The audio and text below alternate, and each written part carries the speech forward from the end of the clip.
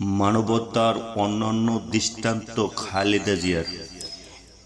এই নিবন্ধে একটি প্রতিবেদন প্রকাশ করে যুগান্তর।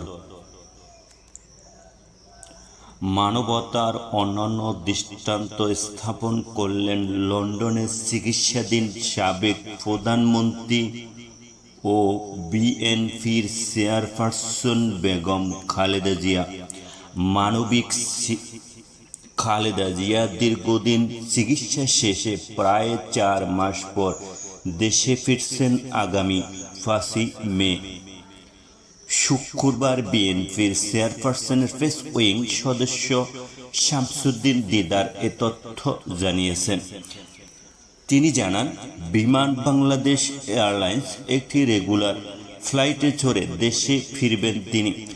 আগামী 4 মে লন্ডনে স্থানীয় সময় সন্ধ্যা 6টায় লন্ডনের থিয়াগো বিমানবন্দর থেকে খালেদা জিয়াকে বহনকারী বিমান বাংলাদেশ এয়ারলাইন্স ফ্লাইটটি উড্ডয়ন কথা রয়েছে।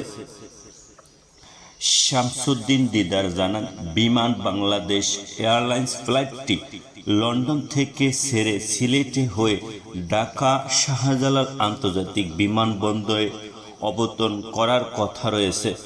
অন্তর্বর্তীকালীন সরকার ও বিমান কর্তৃপক্ষ অসুস্থ বেগম খালেদা জিয়ার শারীরিক বিষয়টি বিবেচনায় রেখে বিমানের London Sylhet route Dhaka route পরিবর্তন করে লন্ডন ঢাকা সিলেট রুট করার প্রস্তাব দেন।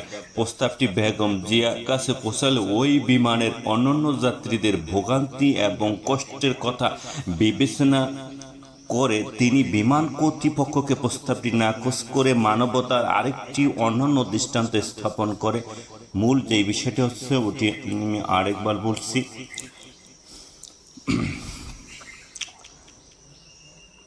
বেগম জিয়ার শারীরিক অবস্থার বিবেচনায় রেখে বিমানে লন্ডন সিলেট ঢাকা রুট পরিবর্তন করে লন্ডন থেকে সিলেট করার প্রস্তাব দেন। অর্থাৎ বিমানটি লন্ডন থেকে ছেড়ে ডাইরেক্ট সিলেটে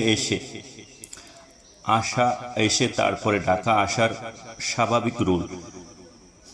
এটা বিমান কর্তৃপক্ষ প্রস্তাব করেন যে বিমানটি ডাইরেক্ট লন্ডনের থেকে ঢাকা আসবে, তারপরে সেটা আপনার সিলেটে যাবে। তখন এই খবর বেগম জিয়ার কাছে পৌঁছলে তিনি নাকচ করে বলেন যে বিমান আগে যেভাবে চলছে সেভাবে আসবে, অর্থাৎ সাধারণ যাত্রীদের যেন কোনো রকমভাবে কষ্ট না হয় সেই বিবেচনার জন্য। ধন্যবাদ আপনাদেরকে। ভুল ত্রুটি হলে অবশ্যই ধরিয়ে দেবেন। আপনাদের